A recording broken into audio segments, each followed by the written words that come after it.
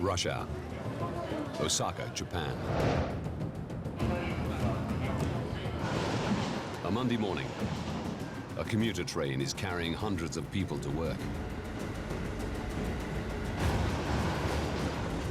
Anxious over connections, many of the passengers are unaware this will be their last journey, until it's too late.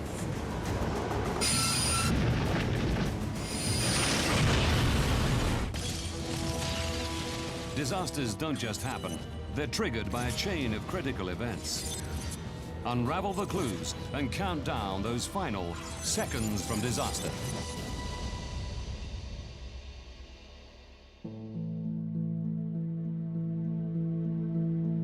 Japan. The Fukuchiyama railway line, Hyogo Prefecture.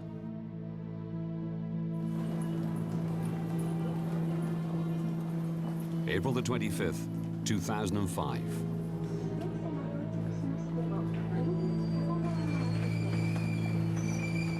It's rush hour. The platforms are packed.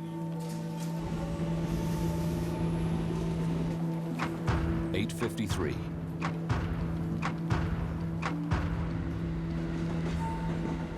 Ryujiro Takami is 23 and has been a driver for 11 months.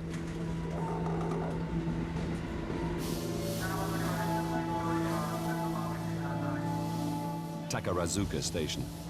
For rapid train 5418M, it's the end of the line.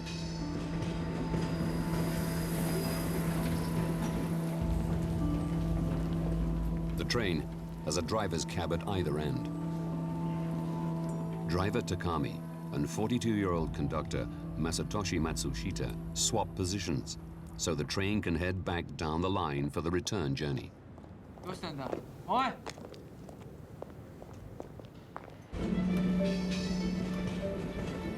9:03. Rapid train 5418M's final destination is Amagasaki, 7 stops down the track, where many commuters will take connections into the city of Osaka. Boarding carriage 2 at Takarazuka is 35-year-old editor Satoshi Ugura.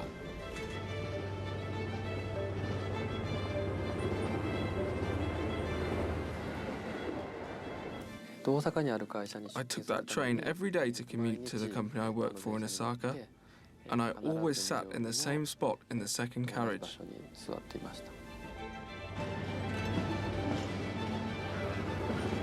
Every day, the city of Osaka swells by 1.1 million people. Most of them are traveling from towns and suburbs via a network of railway lines. This is one of the largest metropolitan areas in the world. I'd been traveling in the same way, in the same carriage, almost every day for 4 years, so I recognized the faces of the people around me.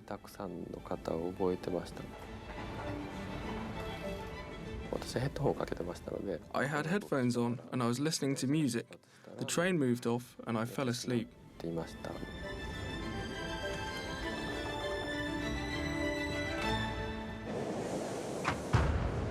9:11. Kawanishi Ikeda Station. The platform is busy. A few extra passengers squeeze on. The intricate Japanese timetables mean the train has to arrive at its next destination to the second.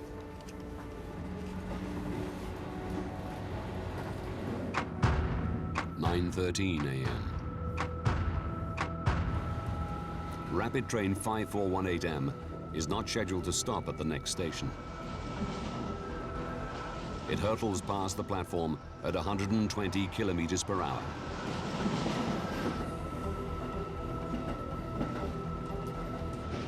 Carriage 5.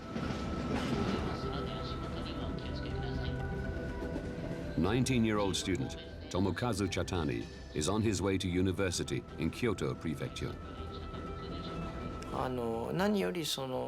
So, it was a perfectly normal day. It just felt like the start of another week.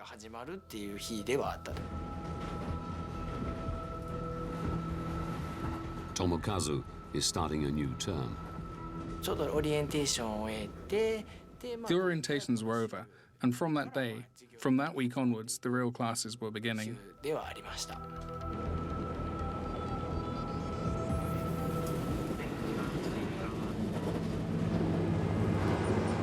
As the train approaches the next station, Itami, an alarm activates inside the driver's cab.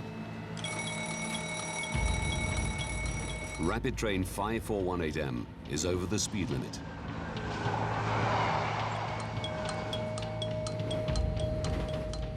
Driver Takami either doesn't notice or chooses to ignore the warning.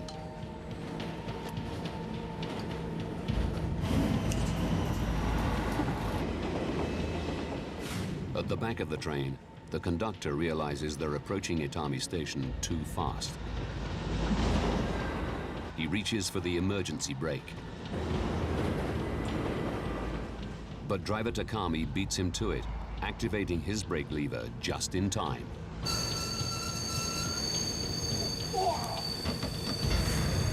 The train comes to an abrupt stop at Itami Station.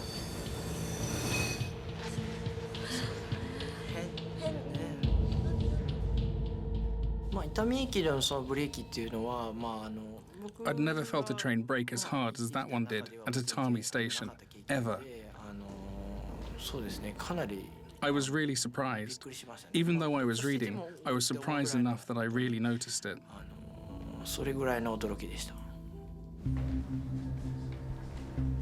The train has overshot the platform by the length of more than 3 carriages. The driver calls the conductor on the internal phone system. 今バックして定時に戻しますので。Well, the fifth carriage stopping in the position of the first carriage is something that would normally never happen.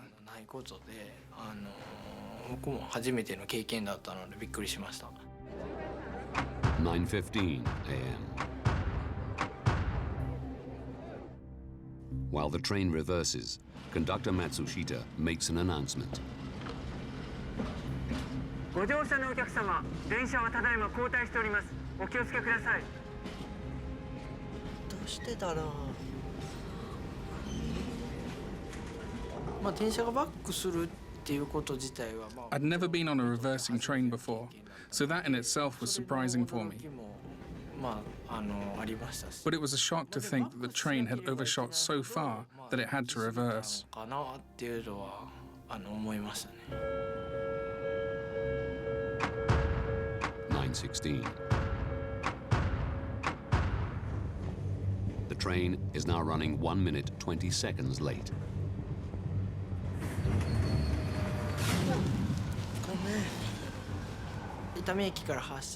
After we left Itami, I was jolted as the train left the station. I felt that the driver was in a hurry.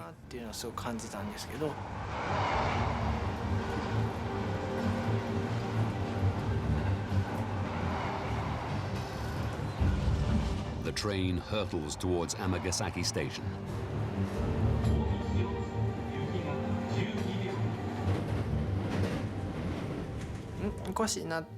I thought that something was strange, that the train was going a bit fast.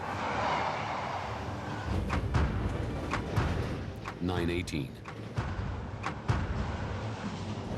Carriage 2.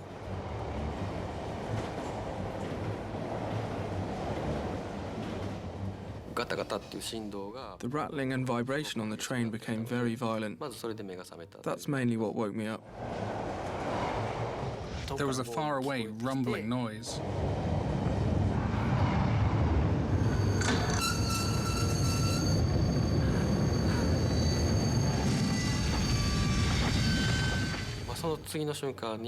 The next moment, it felt like the train ran over something.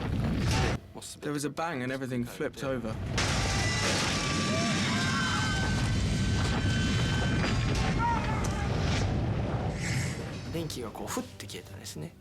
The lights suddenly went out, and it was really dark. Pretty dark.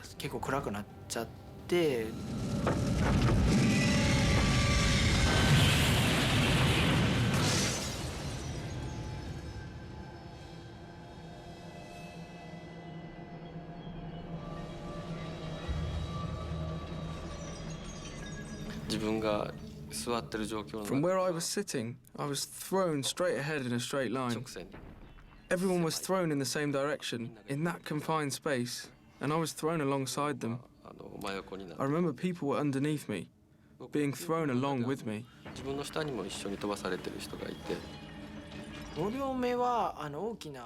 The carriage rocked violently.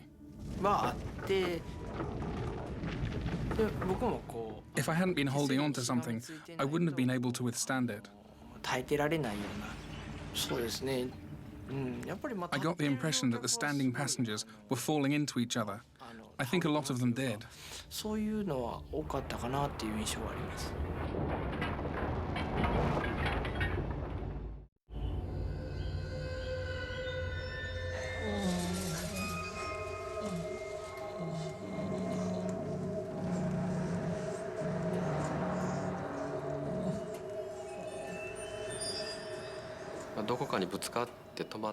I must have hit something and stopped, but I have no memory of it.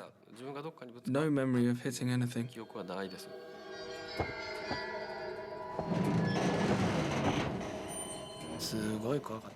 I was terrified. I didn't know what had happened.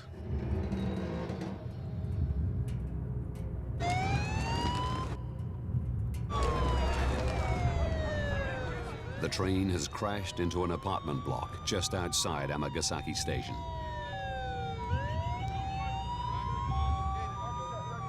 Driver Ryujiro Takami is dead.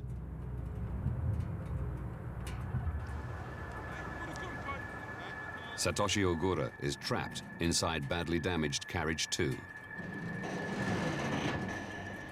His right leg is caught.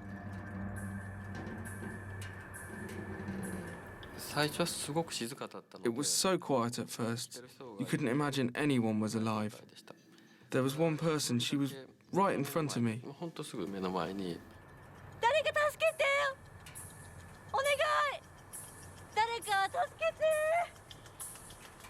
And she said, "My child is here. Please find my child."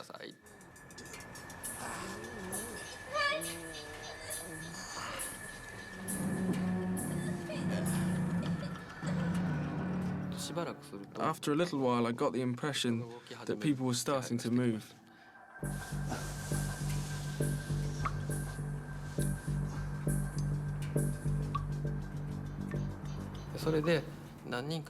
After enough of them had moved, I was able to free my leg.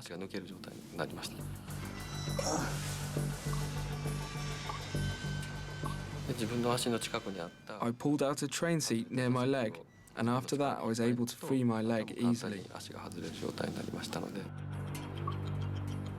Satoshi is finally free. He searches for the missing child.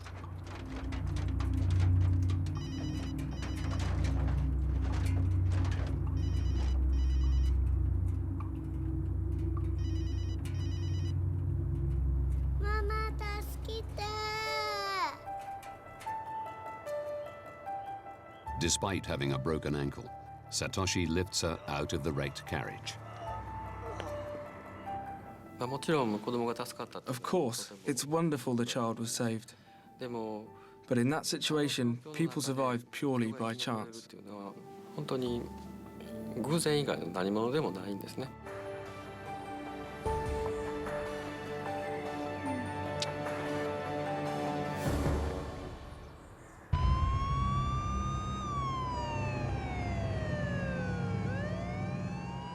Satoshi is hospitalized. His ankle is broken, and he suffered a serious neck injury. 4 carriages of rapid train 5418M have come off the tracks outside Amagasaki Station. The front carriage has slammed inside the parking garage of an apartment block next to the railway line. Carriage 2 is crushed in an L shape around the outside of the building.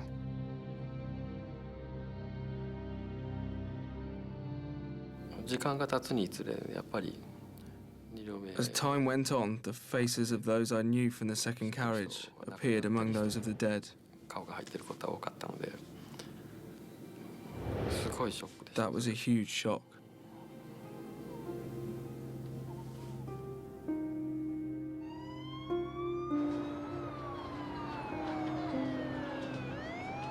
The Amagasaki disaster leaves 562 injured and 107 dead, with 99 of the fatalities coming from the front two carriages.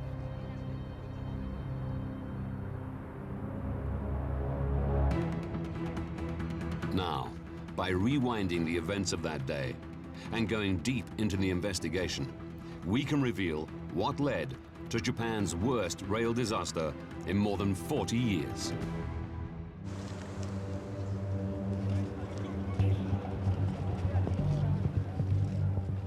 The original accident inquiry is conducted by the Japan Transport Safety Board, the JTSB.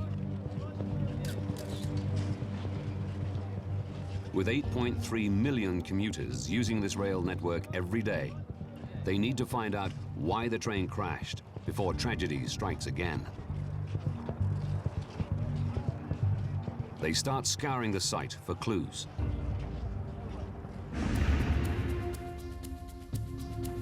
It's a process Jeff Thorne has been through countless times.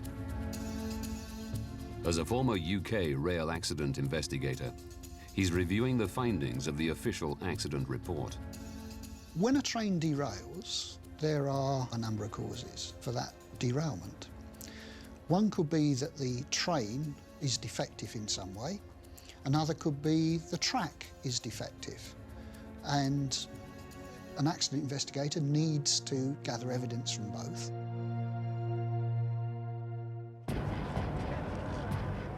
The first thing investigators do at the Amagasaki site is to take a look at the track. They discover a key piece of evidence. Pulverized rock across parts of the rail suggests an unnerving possibility: deliberate sabotage.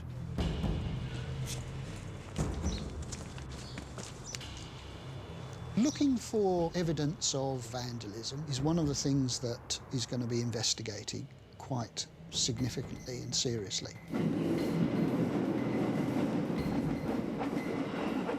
Putting stones on a railway track is one of the things that the investigator's going to look at.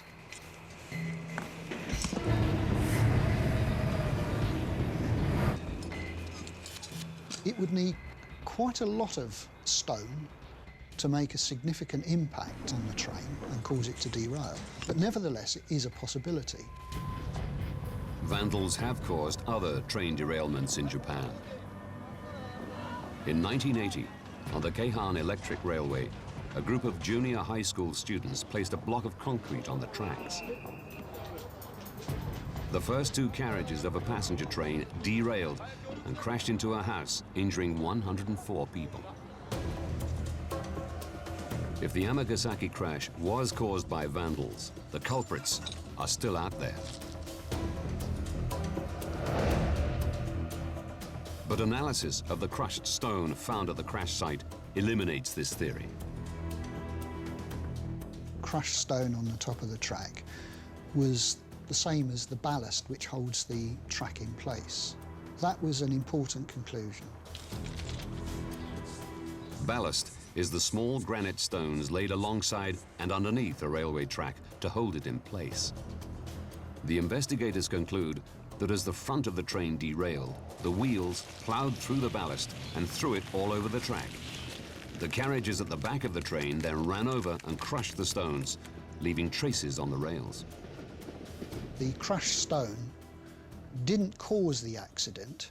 It was a consequence of the accident occurring. Vandalism is quickly dismissed as a cause of the crash.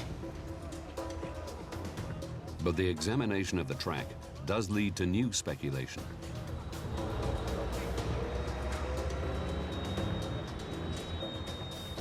Rapid train 5418M derailed at the beginning of a sharp bend in the railway line, a curve which delivers trains straight into Amagasaki Station.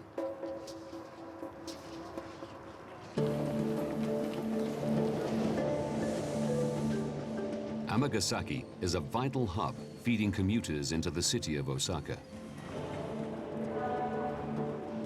Osaka is one of Japan's major metropolitan areas and therefore a major commuter hub. People are coming in and out from west, from east, from north and south, every direction, every day. Dr. Louisa Rubenfien is an expert on the Japanese train system. The rail system in Japan carries almost half the population of Japan every day. So it's intimately involved in everybody's life. Japanese commuters have high expectations of the system.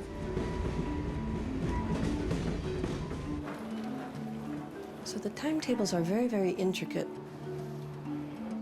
One train meets another, and that next train will leave within a matter of seconds or minutes, and people count on being able to make their connections.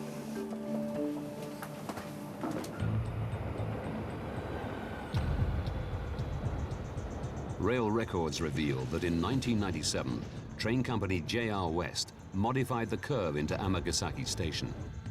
The radius was reduced by half, from 600 to 304 meters.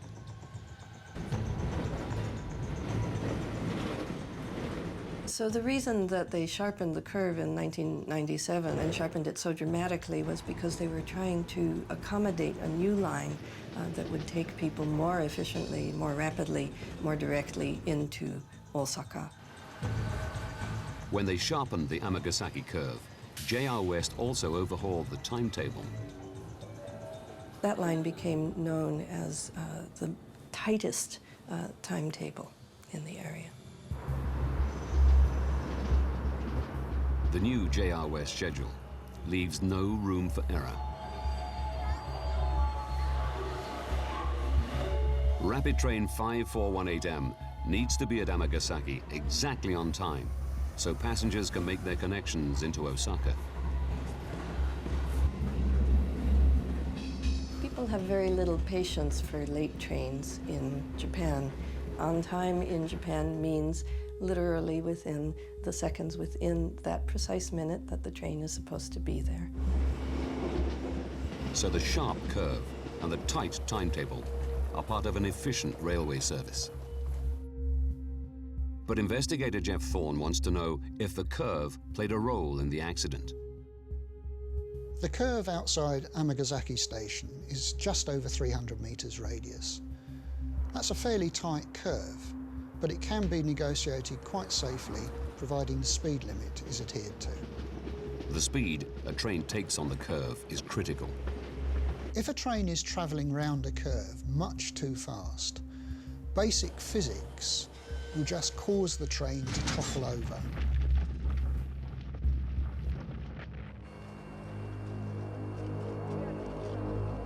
Early on in the investigation, the train's data recorder, or black box, is found in the wreckage. It records the time and speeds of the train.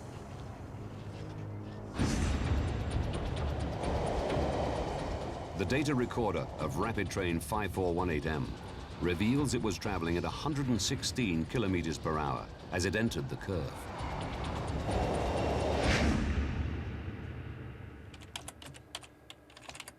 To discover if this is too fast, the JTSB investigators run a series of simulations. They realize a train will derail on the Amagasaki curve at 106 kilometers per hour. It was inevitable that the train was going to derail and tip over.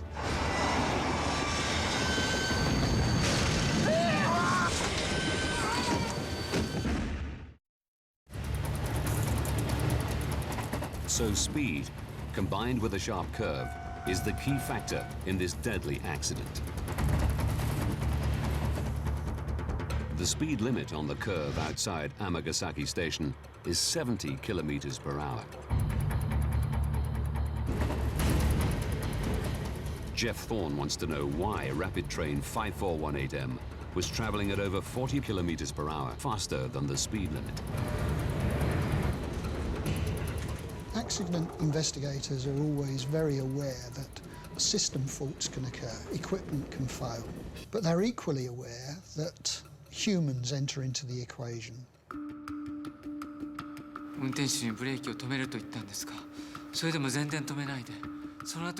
To shed light on the driver's actions, the JTSB investigators take a statement from the conductor. It reveals an unusual incident at the beginning of the journey. This is his testimony. At around 8:53, we stopped sharply just before Amagasaki Station. The driver has run a red light, and the train is brought to a halt by a safety system, ATS, or automatic train stop. As a result, it departs Amagasaki Station 15 seconds late. At the next station, Itami, the train overshoots the platform by over 3 car lengths. On our arrival at Itami, I thought that as cars 5 and 6 passed the start of the platform, we were going a bit fast. The driver has to reverse the train back into the station. By the time it departs, it's now running 1 minute 20 seconds late. And the train running late is not the driver's only problem. The driver of the train had overrun the platform at the last station, and this was against JR regulations. The rules said that the conductor had to report the overrun right away and explain it to the supervisor. Because of the overrun at Itami Station, the driver knows he's now facing disciplinary action.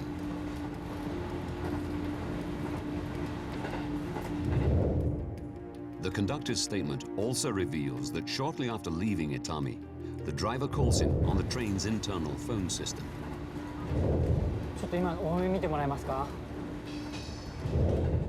I can't remember exactly what he said to me, but it was something like, "Please overlook my mistake." I thought to myself, he wants me to report the distance that we overshot as being less than it really was. The driver was extremely concerned about the overrun and was trying to convince the conductor to underplay it.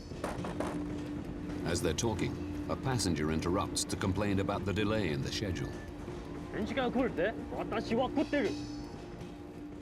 So I just said to the driver, "You're going too fast." Put down the receiver and opened the door to the passenger.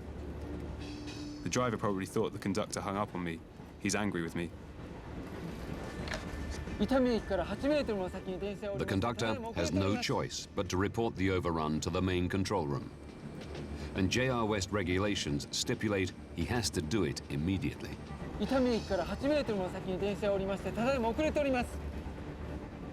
that time, I thought we'd overshot by about 30 to 40 meters. I'd heard that if a driver only overshot by about 5 meters, that the punishment wasn't too severe. The distance definitely wasn't as little as 5 meters, so I reported that it was 8 meters. As the conductor makes his report, the driver can hear it over the radio in his cab.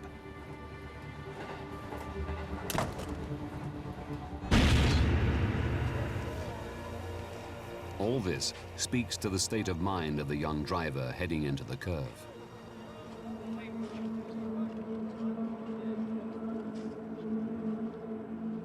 But when JTSB investigators analyze the black box data, it reveals that 4 seconds before derailment, the driver does hit the brake. What's not clear is why this brake action fails to stop the speeding train.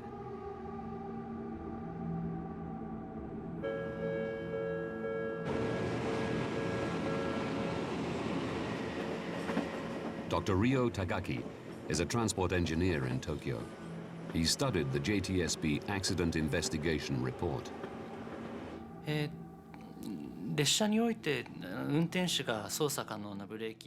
are 3 broad categories of brakes that could be controlled by the driver with respect to the train involved in the accident. One of the 3 types is called the service brake, which is the brake that's normally used to stop the train. Another type of brake is the emergency brake. Investigators recover elements of the braking system from the wreckage. Analysis reveals there is no mechanical failure. The brakes were working. What is strange is how the driver used them in the critical seconds before derailment. The driver did not use the emergency brake just prior to the accident. Hitting the curve at 116 kilometers per hour, just as he was about to derail, the driver instead chose to use the normal service brake. And even though he was using the service brake, we know that he wasn't using maximum braking power. We don't have a way of knowing why this is the case.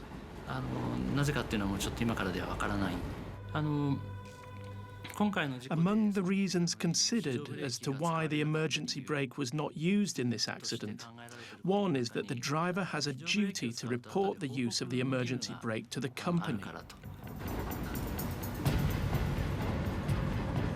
The strict company rules may have influenced the driver's actions.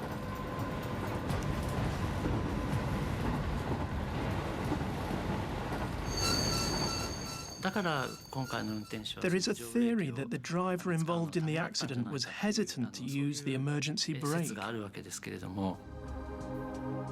This suggests the culture within the train company may have been a contributing cause of this accident. The pressures that a company like JR West are under, the need to make as much profit as possible, the need for their trains to run on time with very few delays. These are areas which can make a company begin to lose focus when it comes to safety.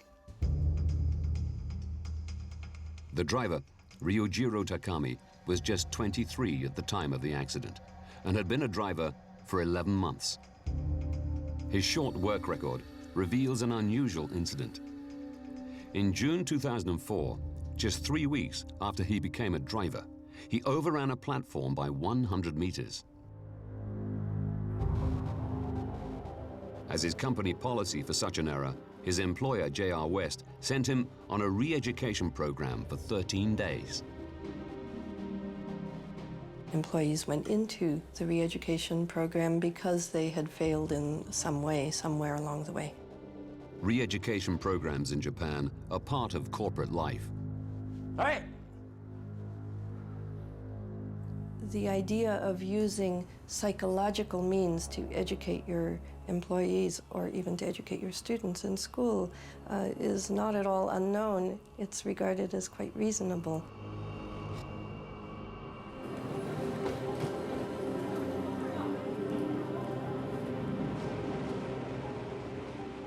Masashi Yasuda is Chief Secretary of the West Japan Railway Workers Union.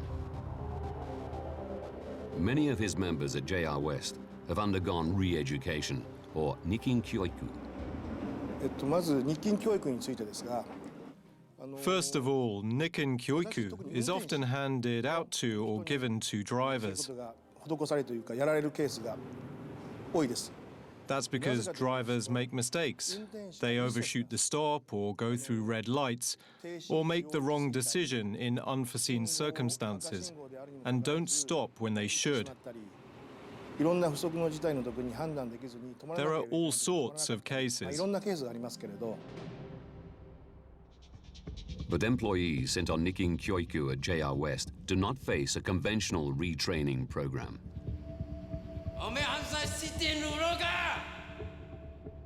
The program was designed to make them aware of the weight of responsibility upon them and of the implications of their failure. But the way that it went about doing this was to berate them, harass them, demean them. It was a very punitive approach. For the duration of their re-education, employees are forbidden from carrying out their normal jobs.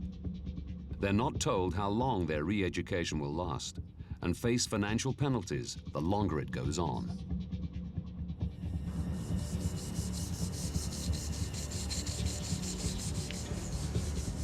And instead of being effectively retrained, employees are forced to perform menial tasks.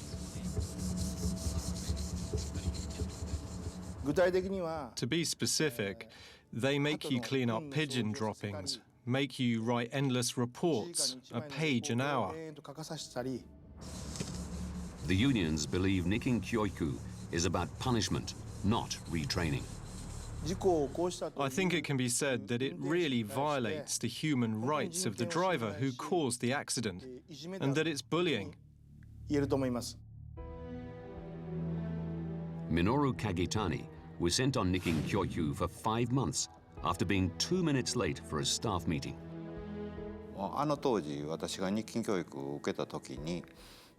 When I underwent retraining, it was so terrible that I felt, if they continue to attack me in this way, I probably won't last. I'll have to quit and retire from the company. Kagitani claims he suffered severe mental abuse during his 5 months of Nikin Kyoiku. During the retraining, I was verbally abused by the managers and even told to quit. I couldn't sense any training aspect when training was performed that way. I kept saying things were fine to my friends too, with some bravado. But in truth, I hated coming to work. The retraining was very tough, honestly. Ryujiro Takami had been a driver for just 3 weeks when he overran a platform and was sent on Nikin Kyoiku.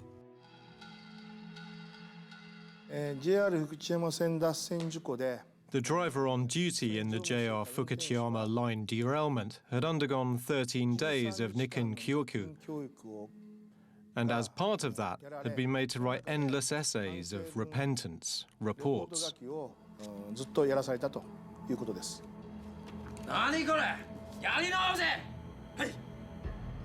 Yasuda believes the driver's experience of Nikin Kyoiku had a profound impact on him.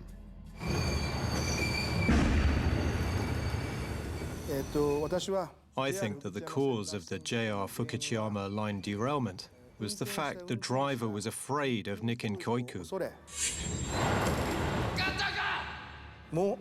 And because he never wanted to undergo Nikin Kyoiku again, the driver was speeding, which led to the derailment.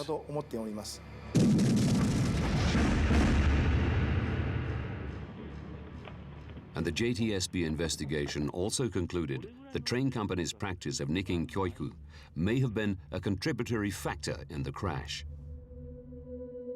I understand the mindset of the driver who caused the Amagasaki rail crash quite well. Considering the state of retraining at that time, it would be natural for a young man in his 20s who had experienced retraining before to want to avoid it, as this was something that even people of my age group found tough.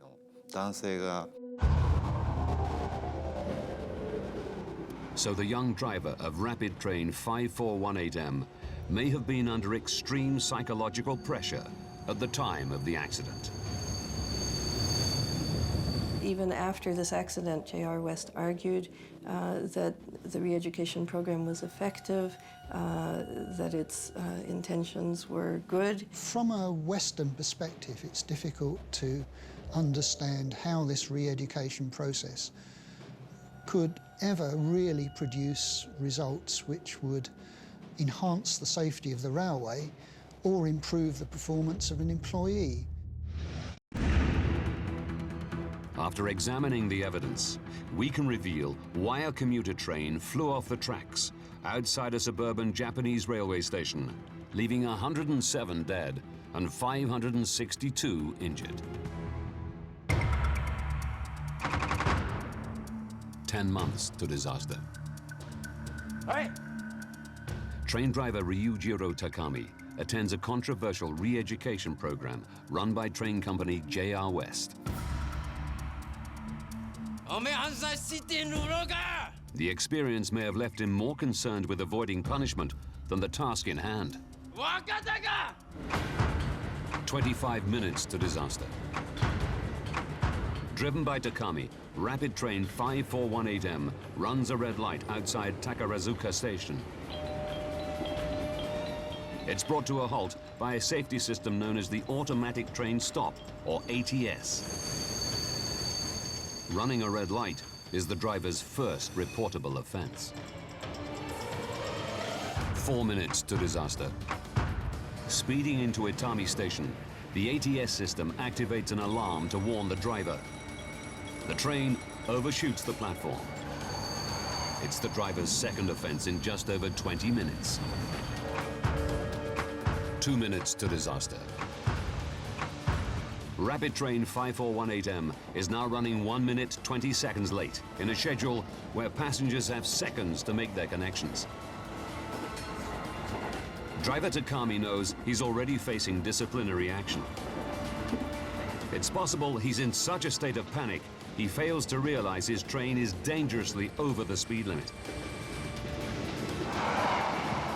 He enters the tight curve outside Amagasaki Station at 116 kilometers per hour. No ATS system warns him of his error. 4 seconds to disaster. Takami realizes his speed and hits the service brake, but not the emergency brake.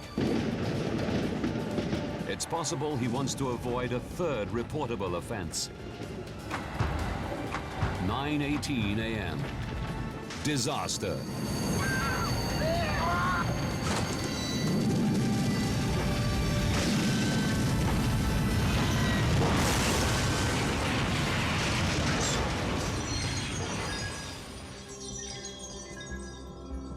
"107 passengers lose their lives. But despite the driver's error, the accident could have been prevented. An ATS safety system should have stepped in to save the driver and his passengers.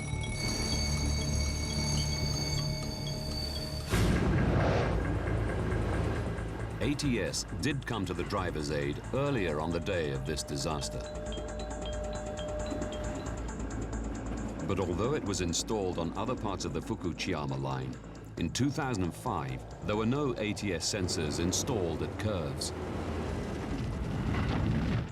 In Japan, at the time of this accident, JR West were not legally obligated to have ATS on their lines. If the enhanced version of ATS had been available for this curve, it's almost certain that the accident would not have happened.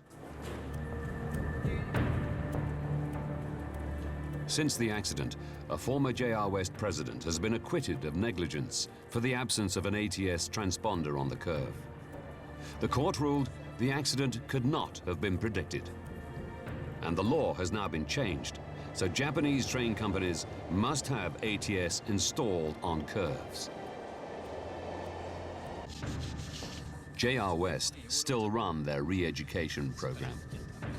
There was a need to get as much as possible out of their employees, but the re-education process was one which led them in the wrong direction.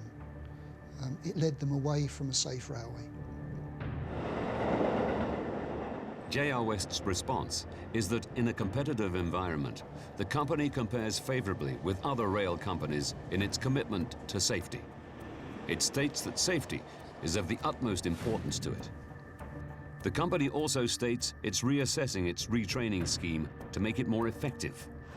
Finally, it makes clear that speed-restricting measures were in action on the curve in question, but the company did not fully realize the dangers on this section of track. However, there was no speed-restricting hardware installed on this curve at the time of the accident. Satoshi Ogura was one of the few in Carriage 2 to survive. It took me a very long time to come to terms with the effect this accident had on my life. I learned how precious life is. Life can be lost in an instant, just like this. I was reminded that you only have one life. I became aware of that.